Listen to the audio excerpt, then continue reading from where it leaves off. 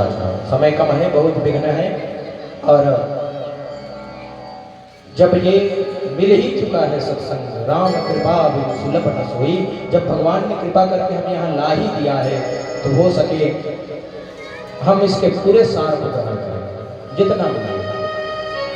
राम नाम की लूट है, लूट सके तो लूट, नहीं तो अंतकाल पछताएगा जब राम प्राण जाएगा। भगवान की बहुत कृपा हुई है कि हम सब यहाँ उपस्थित हुए हैं भगवान की कथा के लिए। जिन लोगों को भगवान की कथा मिलती नहीं है, जिन्होंने कभी सत्संग नहीं किया, वो दुर्भागी मनुष्य केवल अपने जीवन में इस पृथ्वी के बोझ के रूप में ही अपना जीवन व्यतीत करते हैं। तेनैव हीनः पशुभिर्नराणां भूमि भार भूता, वो संसार में भूमि के भार के स्वरूप ही है और कुछ नहीं। भगवान की कथा ऐसा है जो सुरतरु की छाया भी है, और कथा ऐसा है जो कामधेनु के समान भी है। हमें जो चाहिए कथा देती है। शुरू से कथा की शुरुआत से ये बात रोज बोला जाता है, क्यों? राम नाम की औषधि खरी रीत से खाएं। कथा सुने, भजन करें, यजन करें, साधना करें, लेकिन खरी रीत से करें।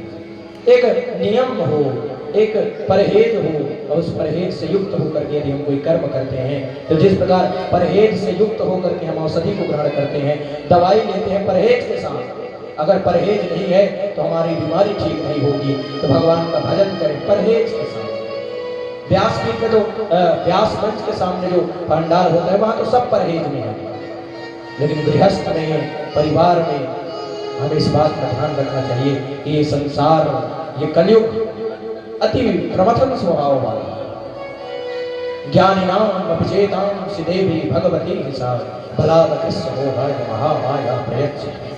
वो आदि माया, वो योग माया ज्ञानियों के चित्त वृत्तियों को खींच लेती है, योगियों को भोगी बना देती है, तपस्वियों को तप से विमुख कर देती है, ज्ञानी को अज्ञानी और अज्ञानी को ज्ञानी बना देती है। इसलिए सावधान, हम अपने आप को स्वयं ज्ञानी न मान लें, अपने आप को इतना महान न मान लें कि सामने वाले की वृत्ति, सामने वाले की कितना भी बड़ा हस्ती हो छोटा दिखाई पड़े। अहंकार इस कदर नहीं होना चाहिए कि स्वयं के अलावा कोई दूसरा दिखे। इस संसार में क्या है? धन है, पद है, ऐश्वर्य है, सुख है। सुख तो है ही नहीं। कबीरदास जी ने कहा है कि झूठे सुख को सुख कहे मान रहा मन मोह, सकल चबेना काल का कुछ मुंह में कुछ दो। बेवजह अपने आप में एक कोरी कल्पना करके रखे हैं कि हम ये हैं, नहीं हमारे पास ये है, इतना है, ये सब है, परिवार है। कल गजेंद्र मोक्ष की कथा में हमने जाना कि कौन है संसार, कोई नहीं। जब संकट आता है तो अपने छोड़ देते हैं, त्याग देते हैं। इसलिए इस संसार में आशा एक राम जी की दूजी आशा छोड़ गई, नाता एक राम जी से दूजा नाता। गृहस्थ रहना है, लेकिन कैसे रहना है? प्रेम भाव एक चाहिए, भेष अनेक बनाए, चाहे घर में वास कर, चाहे वन को जाए। गृहस्थ में ऐसे रहना है कि गृहस्थ में रहते हुए योगी विकार किसी नहीं घेरते, काम क्रोध मद लोभ मात्सर्य मोह किसको नहीं घेरते, लेकिन मैनेज कैसे करना है, सम कैसे करना है, ये हमें कथा सिखाता है। कथा हमें बताती है कि कैसे मैनेज करके रखना है सब। विकारों को कोई जीत नहीं सकता, वो प्राकृतिक है, उसे देवता नहीं जीत पाते। हम मनुष्यों की कोई औकात नहीं है कि हम विकारों को जीत लें। विकारों की दिशा को मोड़ा जाता है, काम क्रोध मोह लोभ मद मात्सर्य की दिशा को मोड़ा जाता है। अति सर्वत्र वर्जये, अति नहीं होनी चाहिए। इसलिए भगवान का विवाह होता है।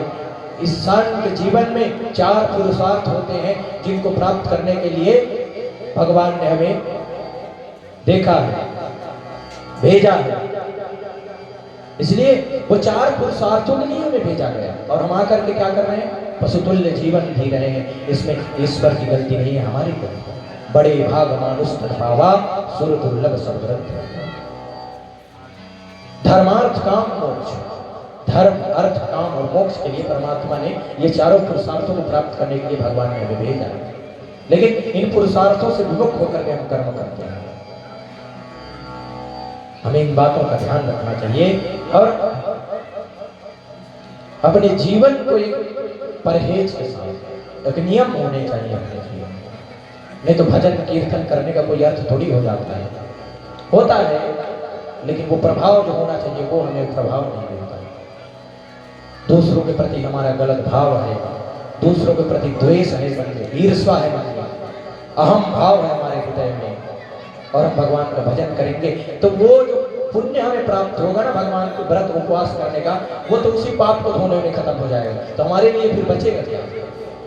इसलिए अगर हम कर रहे हैं 10 दिन व्रत करते हैं माता जी के लिए, दशहरा, नवरात्रि, 9 दिन, क्या मिला क्या है कभी हमने सोचा? या फिर भूखमरी करके अपना जीवन व्यतीत कर रहे हैं, या फिर शरीर को केवल कमजोर तो नहीं कर रहे हैं। कभी माता क्या चाहती है हमने जानने का कोशिश किया? जगत माता पितु शंभु भवानी, क्या हमने ये कभी जाना कि भगवान हमसे क्या चाहते हैं? क्या आरती पूजा ही हमसे भगवान ने ये उम्मीद करके हमें भेजा? क्या ताली बजा के 2 मिनट भगवान का भजन गा ली और फिर उसके बाद मानवता भूल गए? क्या इसलिए हमने भगवान ने हमको भेजा? इस बात का कभी हमने विचार किया? तो भगवान हमें सिखाते हैं कि संसार में करना क्या है, किस चीज से परहेज करना है। इसलिए भगवान निकल रुक्मिणी जी के साथ विवाह हुआ था, उसके पश्चात भगवान के अन्य विवाह हुए। भगवान के पुत्रों में 1,61,000 से ज्यादा भगवान के पुत्र पुत्रियां हुई। भगवान के 16,108 विवाह हुए। संक्षिप्त वर्णन है। वो जो 16,108 जो विवाह हुए भगवान के, वो 16,108 वेद की ऋचाएं होती हैं, जो मनुष्य का शरीर लेकर के भगवान का सानिध्य प्राप्त करने के लिए नरकासुर के बंधक बनते हैं। नरकासुर से भगवान ने उनको मुक्त किया और उसके पश्चात उनको अपने पत्नी के रूप में स्वीकार किया। वो 16,100 थे। 8 भगवान की रानियां थी। इस प्रकार भगवान के 16,108 विवाह होते हैं। अब 1,61,000 से ज्यादा पुत्र पुत्रियां हैं, तो इतना बृहद वर्णन भागवत जी में भी नहीं है। 18,000 श्लोक में इसको समाहित कर दिया गया है। इसलिए ये भागवत कथा का सार है। यही बात मैं बार बार बोलूंगा, हमें कहानियां कितनी है ये नहीं जानना है, हमें सार क्या है क्यों ले जानना है।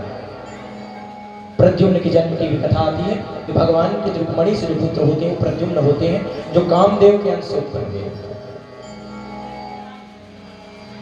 उसके पश्चात प्रद्युम्न के द्वारा ही भगवान ने भौमासुर और फिर संबरासुर आदि का उद्धार किया।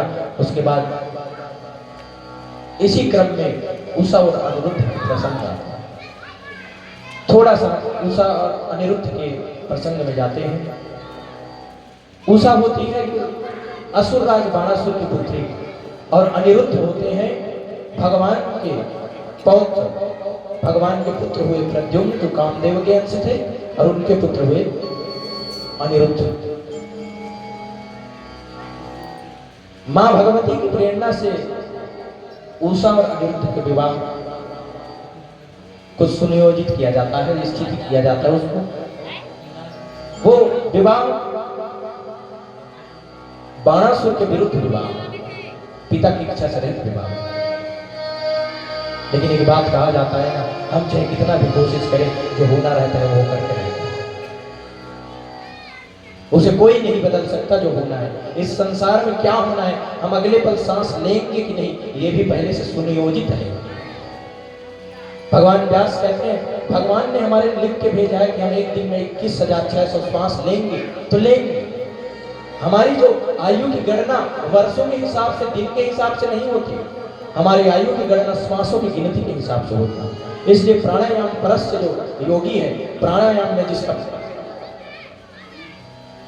जिसकी भावना दृढ़ विश्वास है, जिसने अपने प्राणों को जीता है, वो योगी अपनी आयु को बढ़ा देता है।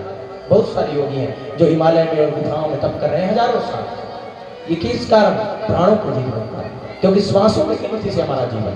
यदि हमने श्वास रोक दिया, गिनती बंद हो गई। इसलिए भगवान वेद कहते हैं प्रश्नोपनिषद में कि प्रणश्चेदम वसे सर्वम त्रिदिवे यत् प्रतिष्ठितम। प्राण में ही वसु रुद्र ब्रह्मा विष्णु बसे हो। जिसने प्राण को जीत लिया उसने त्रैलोक्य को जीत लिया। इसलिए प्राण के निकलते ही मनुष्य शरीर का कोई महत्व नहीं रह जाता। जब तक प्राण है तब तक ब्रह्म है हमारे, क्योंकि प्राण भी ब्रह्म है। प्रणश्चेदम वसे सर्वम त्रिदिवे यत् प्रतिष्ठितम, त्रिदेव की स्थिति ही प्राण में। और जो हमारे शरीर में स्थित माता भगवती आद्या शक्ति कुंडलिनी के रूप में सोई हुई जो शक्ति है मूलाधार में, वो कुंडलिनी शक्ति ही प्राण शक्ति है। वो प्राण शक्ति के जागृत होते ही इंकारी सृष्टि रूपाय ह्रींकारी प्रतिपालिका लिंगारिका रूपिण्ये विरूपे नमोस्तुते, वादी भवानी प्राण ऊपर की ओर चढ़ जाती है और वो शक्ति शिव से जाकर के मूलाधार से लेकर के ब्रह्मरंध्र में मिलती है। तब मनुष्य निर्विकार हो जाता है और मोक्ष का भागीदारी होता है। मोक्ष का अधिकारी व्यक्ति ऐसे ही नहीं बनता। भले कहा गया है कि कलयुग केवल नाम अधारा, सुमर सुमर न उतर ही पारा, लेकिन राम नाम की औषधि खरी नहीं से। बार बार ये बात कि हम जपे भगवान का नाम, नाम संकीर्तन करें भगवान का, लेकिन एक उसके साथ परहेज रखने चाहिए, एक नियम लेकर के चाहिए। भगवान की भक्ति बहुत आवश्यक है। उषा अनिरुद्ध का विवाह का समय होता है, लेकिन बड़ा सुविरुद्ध होता है। बहुत संक्षिप्त हम कथाओं को श्रवण करेंगे। कथा से क्या जानना है, बस ये जानना है। दुर्लभो कुशलो वक्ता, इस संसार में शास्त्र कहता है बहुत अच्छे से समझाने वाला व्यक्ति बहुत कम मिलता है, जो वक्ता होता है। उससे भी ज्यादा कौन दुर्लभ है, जो बहुत अच्छे से कथाओं को सुनता है, भगवान की कथाओं। उससे भी दुर्लभ क्या है, जो सुन करके अपने जीवन में उस चीज को मनन करता है, वो उससे भी दुर्लभ है। और सबसे ज्यादा दुर्लभ तो यह है कि जिसने सुना हो और अपने जीवन में उतारा हो, और वही ब्रह्म को प्राप्त करने का योग्य है, वही ब्रह्म को प्राप्त करने की योग्यता रखता है। जिसने सुना तो है, मनन किया हो और मनन करके उसको चरितार्थ किया। तो हमें सुनना है, लेकिन हम ये समझे कहानी तो बहुत सुनी है, कहानी तो सब जानते हैं, लेकिन कहानी कहती क्या है, उद्देश्य क्या है। कहानी सुनने से हमें मोक्ष तो नहीं मिलेगा, लेकिन कहानी से क्या प्रेरणा मिलती है, उसे यदि अपने जीवन में उतारें तो मोक्ष दासी है। दासी किसकी? भक्ति की दासी है। जिस दिन भक्ति मनुष्य के हृदय में आ गए तो पीछे पीछे मोक्ष भी मिलेगा। कबीरा मन निर्मल करे जैसे गंगा नीर, पीछे पीछे हरि फिरे कहत कबीर कबीर। जिसने अपने मन में भक्ति को बसाया है, जिसका मन गंगा के समान निर्मल है, उसके पीछे तो भगवान कहते हैं रुक जा, मैं पीछे आ रहा हूं। नामदेव की कथा भक्तमाल में आती है। नामदेव 4 रोटियां बनाते थे अपने पास, एक रोटी खुद के लिए, एक रोटी भगवान के लिए, एक रोटी गौ के लिए, गाय के लिए, और एक रोटी अतिथि आ जाए उसमें। 4 रोटी नित्य प्रति उनका ये नियम था कि मैं 4 रोटी बनाऊं, मैं भगवान को एक रोटी का भोग लगाऊं, एक मैं खुद पाऊं, एक गौ माता को दूं, और एक कोई अतिथि आ जाए। एक दिन भगवान के भोग के लिए उन्होंने रोटी बनाई, घी लगा ही रहे हैं रोटी में। एक कुत्ता आता है और थाली से एक रोटी को उठा करके भागता है। ये भक्तमाल की कथा है, नाभादास जी ने जो लिखा है। वो कुत्ते ने उठाई रोटी को और भागने लगा। भक्तमाल में नाभादास लिखते हैं कि नामदेव ने बनाई रोटी, कुत्ते ने उठाई। उसके बाद जब कुत्ते ने रोटी उठाई तो पीछे घी का कटोरा लेके भागा। पीछे घी का कटोरा लेके भागते, नामदेव पीछे घी का कटोरा लेके भागते हैं कुत्ते के पीछे। जो रोटी भगवान के लिए बनाई है उसे कुत्ते ने रख लिया और कुत्ते के पीछे वो घी का कटोरा लेके भागा। और क्या कहते हैं, जरा रोटी तो न खाओ स्वामी, घी तो लेते जाओ स्वामी। हे प्रभु, सूखी रोटी लेकर के क्यों भाग रहे हैं, घी तो ले जाइए। कैसे शकल बनाई तूने स्वान की, किसी सूझ वाली आंखों ने पहचान की। गले में भगवान ने वो सामर्थ्य नहीं दिया है, गला बैठा हुआ, इसलिए भजन तो नहीं गा पाएंगे, लेकिन इसको केवल भाव समझते हैं। किसी सूझ वाली आंखों ने पहचान की। हे प्रभु, जर्रे जर्रे में झांकी भगवान की, किसी सूझ वाली आंखों ने पहचान की। जर्रे जर्रे में झांकी भगवान की, किसी सूझ वाली आंखों ने पहचान की। नामदेव ने बनाई रोटी कुत्ते ने ने बनाई रोटी कुत्ते ने उठाई, पीछे घी का कटोरा लेके भागे, पीछे घी का कटोरा लेके भागे, जरा रोटी तो न खाओ स्वामी को लेके जाओ, कैसे सकल बनाई तूने पान की, किस सोच वाले आंखों ने पहचान की, किस सोच वाले आंखों ने पहचान की, जर्रे जर्रे में झांकी मेरे राम की, जर्रे जर्रे में झांकी भगवान की, किस सोच वाले आंखों ने पहचान की, जर्रे जर्रे में झांकी भगवान की, किस सोच वाले आंखों ने पहचान की। जर्रे जर्रे में झांकी भगवान की, किसी सूझ वाली आंखों में पहचान। वो सूझ वाली आंख सबको भगवान नहीं दिया, लेकिन यदि हम किसी सूझ वाली आंखों के साथ यदि सत्संग में रहें, उसके साथ जुड़ी रहें, उसके साथ हमारी कड़ी जुड़ी हो, गुरु की आवश्यकता क्यों होती है हमारे जीवन? गुरु के पास वो सूझ वाली आंख है। वो गुरु जब सूझ वाली आंख हमें देता है तो हमें भी जर्रे जर्रे में भगवान की झांकी देता है। इसलिए हरि व्यापक सर्वत्र समाना, एक ही रास्ता है भगवान तक जाने से, प्रेम ते प्रकट वो ही मैं जाना। क्यों ये उदाहरण क्यों? नामदेव ने दौड़ करके कुत्ते को कहा, हे स्वामी घी लेकर के जाओ, रोटी सूखी है, मुंह छिल जाएगा। भाव क्या है? उस कुत्ते में से भगवान ने चतुर्भुज नारायण का स्वरूप बनाया और नामदेव को ही प्रदर्शन किया। कहने का तात्पर्य क्या है? वो दया सर्वभूतेषु, जिसके हृदय में सब प्राणियों के लिए दया हो, उस व्यक्ति के पास निसंदेह भगवान है। उसको भगवान ने बना करके कोई गलती नहीं की। जिसके हृदय में दया नहीं है वो व्यक्ति जान ले अपने हृदय में, जिसके हृदय में द्वेष है, जिसके हृदय में ईर्ष्या है, वो जान ले कि भगवान ने हमें बना करके गलती तो कर दी। दया सर्वभूतेषु, जहां दया तब धर्म है, जहां लोभ तब धर्म का मूल ही है। इसलिए इस संसार में जो होता है ना, वो हरि की इच्छा से होता है। वही है वही जो राम रचि राखा, हो कभी तरक बढ़ाओ शाखा। इसलिए अनिरुद्ध और उषा का विवाह निश्चित तो हुआ। माता भगवती आदि शक्ति भवानी उमा ने स्वप्न में ही उनकी शादी करवा दिया और उसके बाद उषा और अनिरुद्ध विवाह के बंधन में स्वप्न में ही बंधे। मां भगवती कौन है? मां भगवती सृष्टि स्थिति विनाशानां शक्ति भूते सनातनी गुणाश्रय गुणमय नारायणी नमोस्तुते। ब्रह्मा ने जिससे सृष्टि की शक्ति प्राप्त करी है, विष्णु ने जिनसे पालन की शक्ति प्राप्त करी है, शंकर ने जिनसे संहार की शक्ति प्राप्त करी है, वो आदि शक्ति मां भवानी, उनकी इच्छा से संसार संचालित होता है। उसके पश्चात जब बाणासुर ने इस बात को नहीं माना कि मैं कृष्ण के पौत्र के साथ तो अपनी पुत्री का विवाह नहीं करूंगा, कुछ भी हो, इसलिए युद्ध होता है।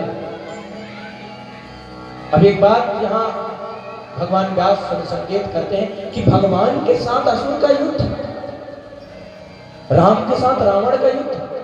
अरे भृत्ति विलास सृष्टि लय हुई, जिसके भृत्ति के विलास मात्र से इस संसार को नष्ट किया जा सकता है, फिर बनाया जा सकता है, उनके साथ युद्ध। ये क्या लीला है भगवान? युद्ध कैसा? जिसके मन से संसार की उत्पत्ति होती है। चंद्रमा मनसो जातश्चक्षुः सूर्यो अजायत स्रोतत् वायुश्च प्राणश्च मुखदग्निरजायत। मन से जिनको चंद्रमा की उत्पत्ति है, आंखों से जिनको सूर्य की उत्पत्ति है, कानों से जिनके प्राणों की उत्पत्ति है, आकाश की उत्पत्ति है, उन भगवान को युद्ध करना पड़ता है। क्यों? कर्मण्येवाधिकारास्ते मा फलेषु कदाचन मा कर्म फल हेतुर्भूर्मा ते संगोष्ठि कर्मणि। भगवान ने गीता में कहा है अर्जुन, यदि मैं ही कर्म नहीं करूंगा तो लोग कैसे कर्म करेंगे? वो तो सोचेंगे भगवान तो कर्म करते ही, मनुष्य अकर्मण्य हो जाएगा। इसलिए मुझे कर्म करके दिखाना पड़ता है।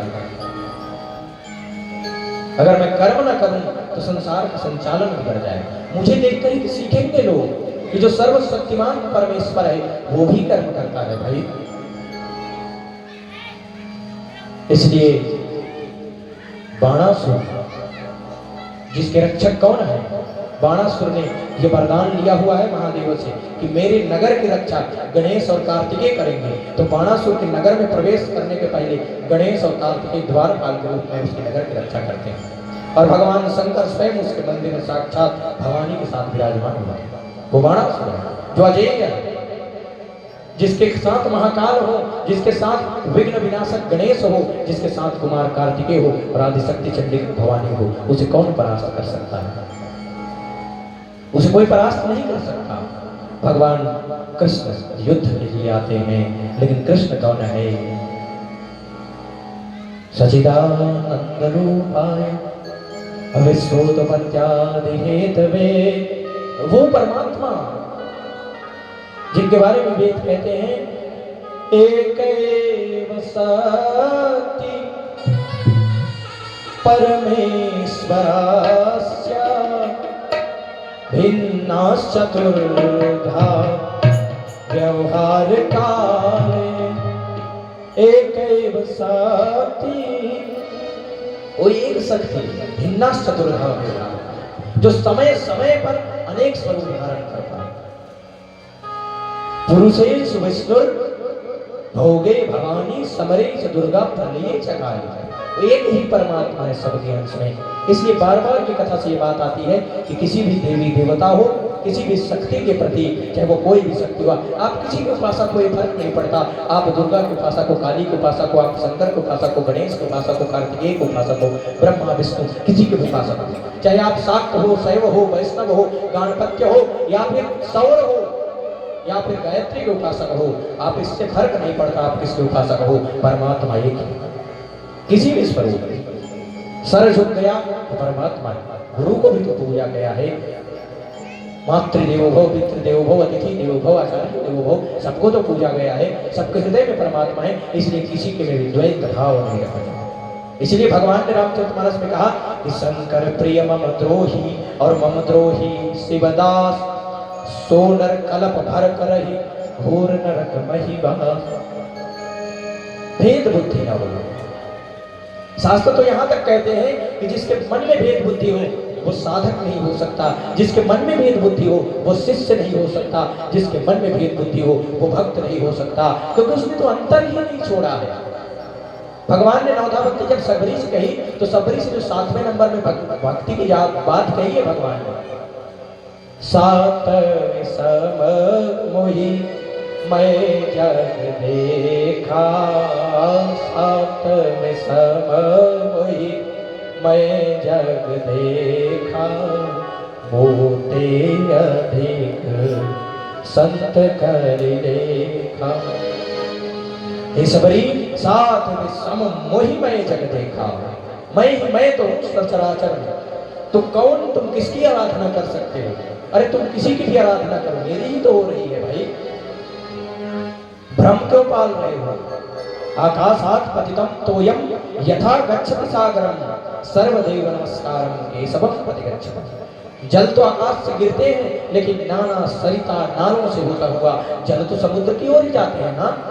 उस परमात्मा ही तो सबको मिलते हैं ना। रहीमन मूले सींचो फूले फले लगाए, हम जड़ में ही तो पानी डालते हैं ना, बाकी फूल पत्ते सब अपने आप खिल जाते हैं। इसलिए भगवान आते हैं युद्ध के लिए, बाणासुर के साथ युद्ध होता है। गणेश और कार्तिकेय युद्ध में भगवान कृष्ण के साथ युद्ध करते हैं। भगवान जब युद्ध में आते हैं, गणेश और कार्तिकेय के साथ युद्ध होता है। गणेश और कार्तिकेय को भगवान ने मूर्छित किया है। भगवान शंकर से प्रार्थना करी बाणासुर ने कि हे प्रभु, अब प्रभु कृपा करो, यही भांति कृष्ण आकर के मेरे को पराजित करना चाहता है। बाणासुर के पास सहस्त्र भुजा, 1000 भुजा भगवान ने दिया था उसको। भगवान शंकर स्वयं युद्ध के लिए चलते हैं, और जब महाकाल स्वयं युद्ध में आ जाए, जब परमात्मा की 2 शक्तियां आपस में टकराएगी, तभी संसार का प्रलय होना निश्चित हो जाता है। अब एक तरफ शिव और एक तरफ कृष्ण है, न कृष्ण अलग है शिव से, न शिव अलग है कृष्ण से। देवी पुराण में के बाद आती है कि कृष्ण किसके अवतार है और राधा किसके अवतार है। इसके बारे में बहुत भ्रम फैला होता है कि राधा लक्ष्मी के अवतार है, रुक्मणी के अवतार है, या कृष्ण किसके अवतार है, विष्णु के अवतार है, महाविष्णु के अवतार है। इस बात में बहुत भ्रम है लोगों को। तो इस बात को व्यास मंच से मैं बताना चाहूंगा कि जब भगवान उमा महेश्वर एक बार कैलाश में बैठे हुए थे, ये बात मैं मनाकल्पित बात नहीं कर रहा हूं, देवी पुराण के 49वें अध्याय में गौरी शंकर जो संवाद है उसकी बात है। आप देवी पुराण खोलिए, 49वां अध्याय है।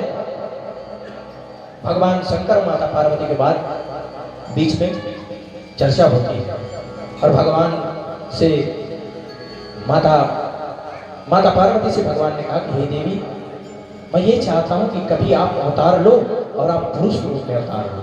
पुन रूपेण महादेवी, आप पुरुष रूप में अवतार लो और मैं स्त्री रूप में अवतार लो।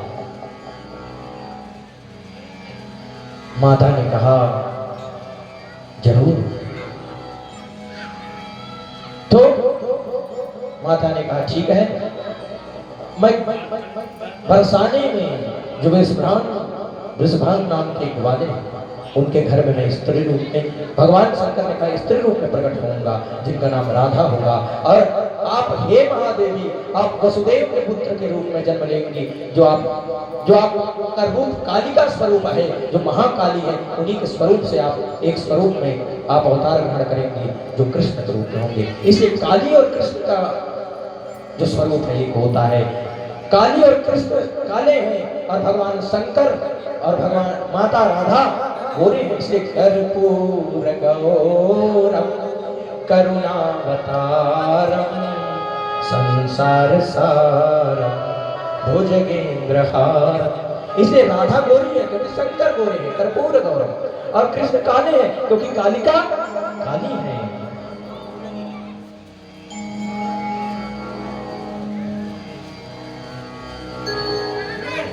विश्वेश्वरी जगद्धात्री स्थिति संहार कारिणी निद्राम भगवती विस्फोर तुलाम तेजसा प्रभु। वो जो भगवती है वो कृष्ण है और जो भगवान है वो राधा है। इसलिए एक बात देखना, लक्ष्मी भगवान विष्णु का पैर दबाती है लेकिन भगवान कृष्ण राधा के पैर दबाते हैं। विपरीतता, क्योंकि राधा शंकर है और कृष्ण पार्वती, ये विपरीतता है, ये भगवान को दिखाया है। और इस बात के रहस्य को हम न समझते हैं और कृष्ण भक्त शिव को छोटे बता रहे हैं, शिव भक्त कृष्ण को छोटे बता रहे हैं। हरि व्यापक सर्वत्र समाना, ईश्वर की लीला को ईश्वर के सिवा कोई नहीं समझ सकता। यतो वाचो निवर्तन्ते अप्राप्य मनसा सा। भगवान वेद तो हाथ उठा देते हैं, नहीं जानता। जिसको भगवान वेद नहीं जानते, तो जिसकी बुद्धि में पाप भरा हो, जिसके बुद्धि में विकार भरे हों, परिवार के कलह भरे हों, जिसके बुद्धि में अनेक प्रकार की प्रवृत्तियां भरी हो, इस बुद्धि से हम भगवान को जानने की कोशिश करते। और हाँ, जो जानते हैं उनसे अपने आप को श्रेष्ठ घोषित करते हैं, उतना तो हम भी जानते हैं भाई, इतना पढ़ा। मैं कल की कथा में यही बार बात बोला, हम जिस पढ़ाई की बात करते हैं ना, जिस विद्या की बात करते हैं ना, वो विद्या यहीं धरी रह जानी है। ये शरीर जब पिंजरे से पंछी फरार हो, जब इस पिंजरे से पंछी निकलेगा ना, तो इस शरीर का कोई मोल नहीं। आपने कितने करोड़ खर्च करके पढ़ाई की, उसका कोई मोल नहीं है। आप प्रधानमंत्री थे, आप कलेक्टर थे, एसपी थे, इससे कोई फर्क नहीं पड़ता। आप इंद्र हैं, इससे भी फर्क नहीं पड़ता। फर्क इससे पड़ता है आपने कर्म कैसे किया। आप अनपढ़ रहो, कर्म नहीं पड़ता। कर्म क्या है तुम्हारे, भगवान कर्म देखते हैं। इसलिए सुदामा गरीब है, सबरी निर्धन है, इसलिए वानर भालू अज्ञानी है। भगवान वैदिकों के पास नहीं गए, भगवान वानरों के पास गए, भालुओं के पास गए, दरिद्रों के पास गए, भूमराज भील के पास गए, वनवासियों के पास गए। भगवान किसी राजा के पास नहीं गए। किस बात का घमंड है मनुष्यों में, पैसे का। मृत्यायन्ति गताम पुनर्गति बताम कालो जगत भक्षकः। एक क्षण में सब खत्म हो जाएंगे। स्विच ऑफ हुआ, सांस बंद हुई, उसी क्षण न मे मृत्यु शंका न मे जाति भेदा पिता नैव मे नैव माता न जन्मा। ये आत्मा निकल के भगवान में समाहित हो जाएगी। किस बात का गर्व है भाई?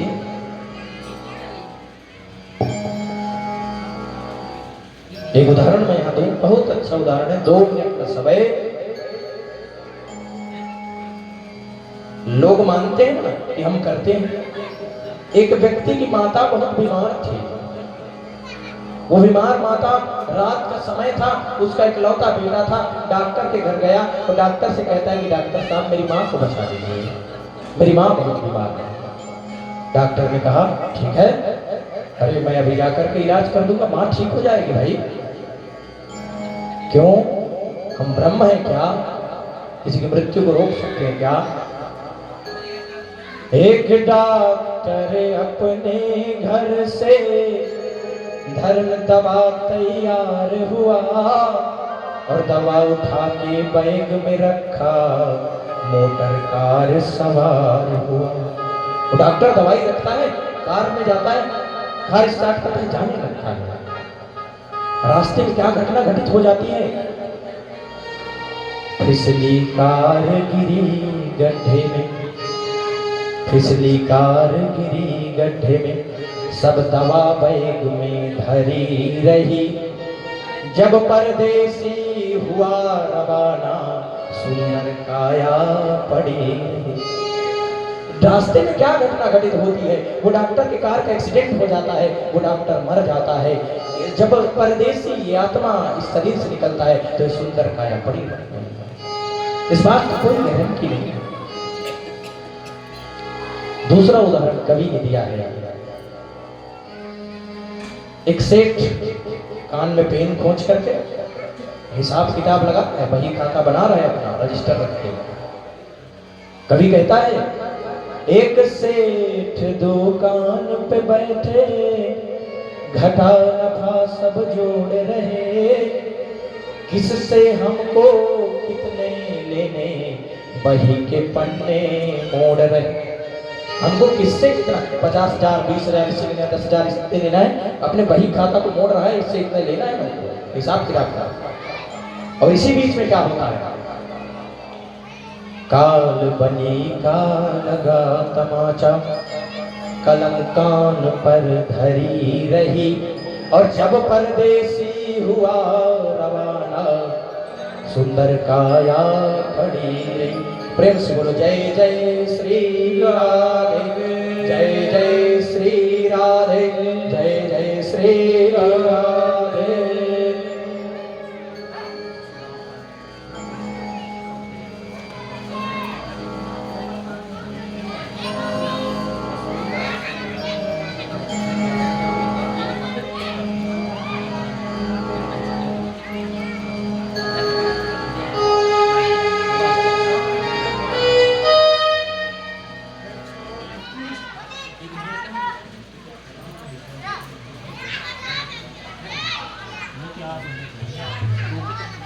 तो काल का कोई ठिकाना नहीं।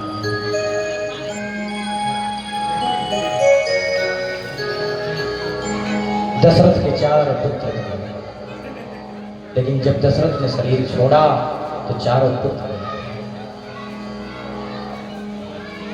कहने का भाव ये है कि जब परदेसी हुआ रवाना, सुंदर काया पड़ी रही।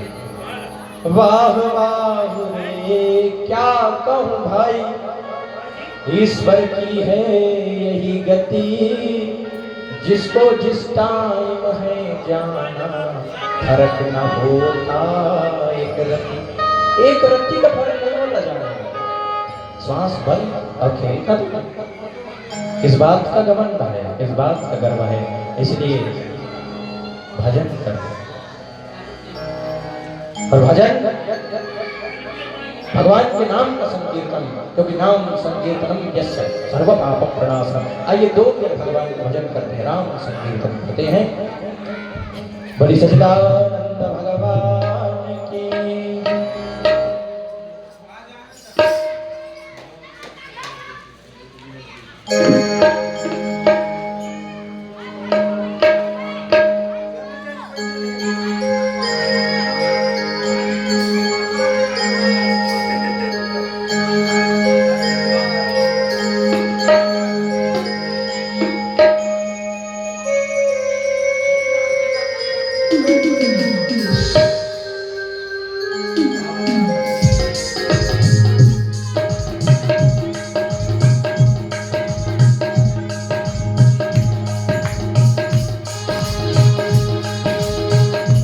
पापी मन कर ले भजन, ओ पापी मन कर ले भजन, मौका मिला है तो कर ले जतन, बाद में प्यारे पछताएगा, बिजली से बिजली निकल जाएगा, जब पिंजरे से पंछी निकल जाएगा।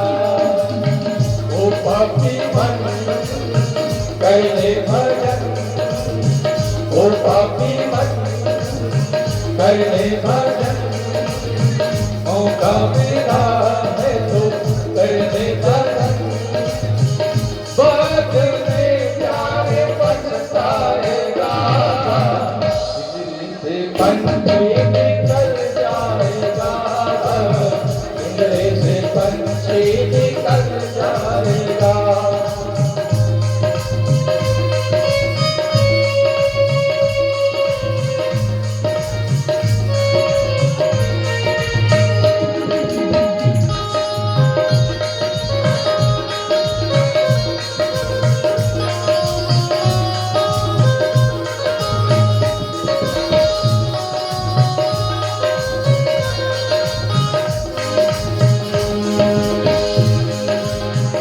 यूं करता तू मेरा मेरा, यूं करता तू मेरा मेरा, ना कुछ तेरा ना कुछ मेरा, ना कुछ तेरा ना कुछ मेरा, खाली आया है खाली जाएगा, खाली आया खाली जाएगा, ये दुनिया में खाली खाता है, खाली हाथ में जाना है, जैसा किया वैसा फल पाएगा, जैसा किया करो वैसा फल पाएगा, बाद में क्या दे पछताएगा, बिजली से पंछी निकल जाएगा, बिजली से पंछी निकल जाएगा। ओ पापी मन कर ले भजन, ओ पापी मन कर ले भजन, मिला है मौका तो कर ले जतन, बाद में प्यारे पछताएगा, बिजली से पंछी निकल जाएगा, बिजली से पंछी निकल जाएगा, बिजली से पंछी निकल जाएगा, बिजली से पंछी निकल जाएगा, बिजली से पंछी निकल जाएगा।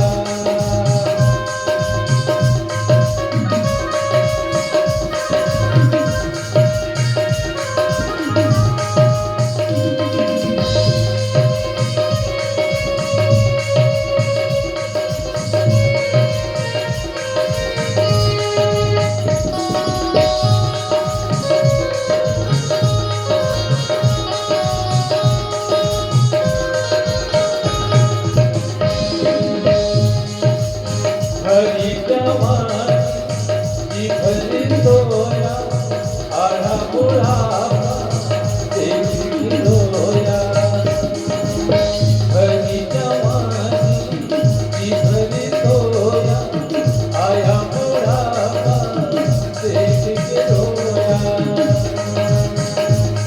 जब बुढ़ापा आता है तो पछतावा होता है,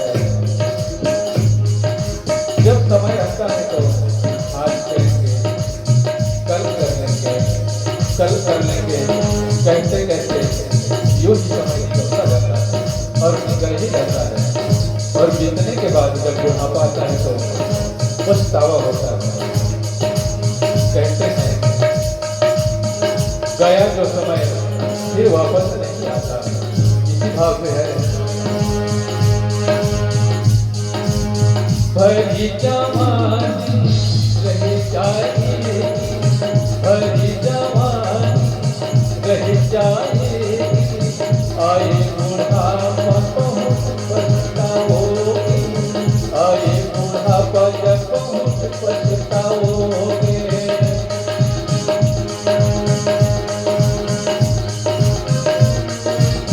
प्रभु नजर से जब बन नहीं पाओगे, प्रभु नजर से जब बन नहीं पाओगे, आए बुढ़ापा तो बड़ पछताओगे।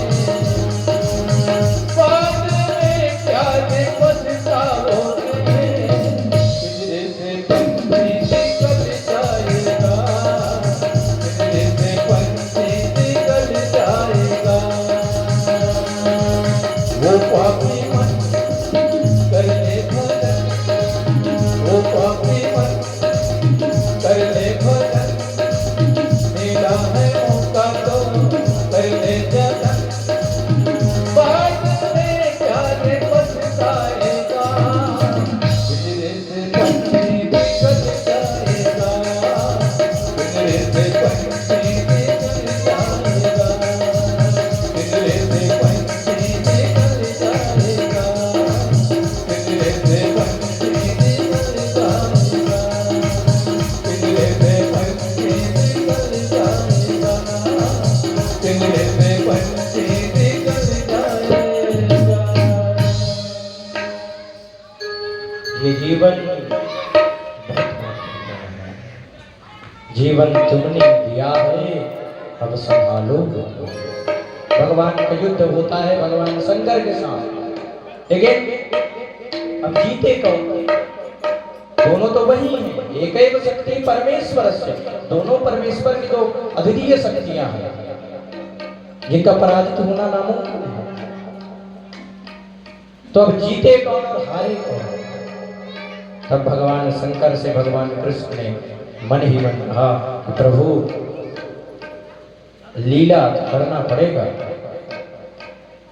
बाणासुर का अहंकार का विनाश करना है, उसके सहस्त्र भुजाओं का जो घमंड है कि मेरे पास 1000 भुजाएं हैं, मुझे कोई पराजित नहीं कर सकता, उसके घमंड का तो घमंड को भी तो दूर करना है। और भक्त आपका है भाई, आपके भक्त को आप घमंडी बनाए रखना चाहते हैं, फिर कुछ में भक्ति भी प्रदान करना चाहते हैं। भगवान शंकर ने कहा ठीक है भाई, एक काम करते हैं, आप मुझ पर जिम्भरणास्त्र, अलग अलग अस्त्र होते हैं, जैसे बारिश के लिए वरुणास्त्र, अग्नि के लिए अग्नेय अस्त्र, ब्रह्मास्त्र होते हैं, विभिन्न प्रकार के पर्वतास्त्र वगैरह होते हैं, पाशुपातास्त्र, नारायणास्त्र, और जिम्भरणास्त्र का आप मुझ पर प्रयोग करिए। ये कौन सा अस्त्र है जो किसी भी व्यक्ति को स्तंभित कर देता है, रुक जाता है, स्तंभन क्रिया हो जाती है। स्तंभन की जो देवी होती है, बगलामुखी जो होती है, वो इसी विद्या है, ब्रह्मास्त्र विद्या है, बगला कल्पतरु। 10 महाविद्या में जो 8वीं नंबर की महाविद्या आती है, काली तारा छिन्नमस्ता चामुंडा आदि में, वो बगला विद्या है, जो शिवदूती भी कही जाती है, शिवदूतनी है वो, उन्हीं की विद्या से जिम्भरणास्त्र का प्रयोग होता है। हिंग बगला मुखि सर्वदुष्टानां वाचम मुखम पदम स्तंभय जिभ्याम गीलय बुद्धि विनाशाय ह्रीं ओम स्वाहा। ये माता बगलामुखी का शत्रु बाधा से निवृत्ति के लिए इस मंत्र का प्रयोग होता है। इसी मंत्रात्मक स्वरूप में भगवान कृष्ण ने माता का ध्यान किया और जिम्भरणास्त्र का संधान किया, भगवान शंकर पर चलाया। भगवान शंकर लीलावश स्तंभित हो गए और उसी समय फिर बाणासुर स्वयं युद्ध के मैदान में लड़ने के लिए आता है और भगवान कृष्ण के साथ उसका भयंकर युद्ध होता है। बाणासुर 1 सहस्त्र भुजाओं के साथ भगवान पर कूद पड़ता है, लड़ पड़ता है और युद्ध शुरू हो जाता है। अनेकों युद्ध होते हैं। यहाँ पर हरिवंश पुराण की कथा आती है कि ज्वर प्रज्वर सबके साथ भगवान का युद्ध हुआ। खैर ये भागवत पुराण की हम संक्षिप्त कथा ले रहे हैं, जब कभी हरिवंश पुराण का भगवान अगर देते हैं तब वो बृहद हम उसमें चर्चा करें।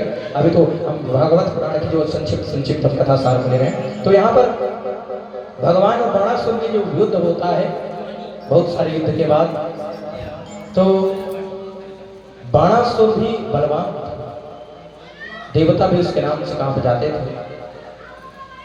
विजय स्तंभ बना हुआ था बाणासुर, उस विजय स्तंभ को निरुद्ध ने नष्ट किया था। विजय स्तंभ के नष्ट होने पर भी भगवान ने उसको वरदान दिया था कि जिस दिन विजय स्तंभ जिसके द्वारा नष्ट हो जाएगा, इसके कारण